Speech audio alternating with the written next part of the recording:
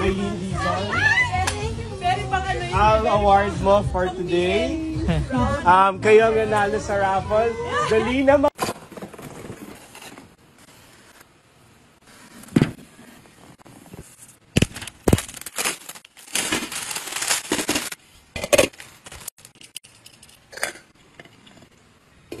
I'm so happy kasi dumating na ang ipinagmamalaki ng kaibigan ko na improved version nito. Mas makapal daw yung stainless nito. This is 316. At hindi ka daw mapapasok because there's rubber in between the glass and the metal. Tsaka dito din, meron ng protection. Tignan natin kung talagang hindi tayo mapapasok. Painitin natin.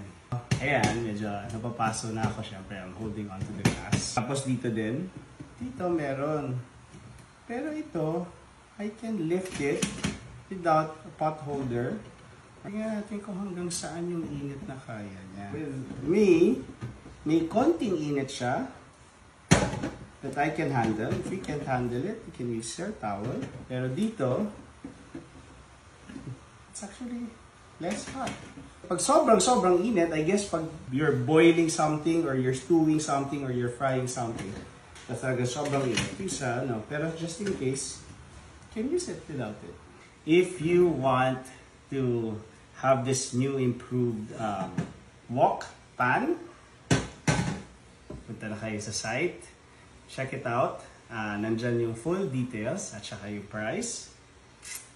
Mukhang mag-e-enjoy kayo dito.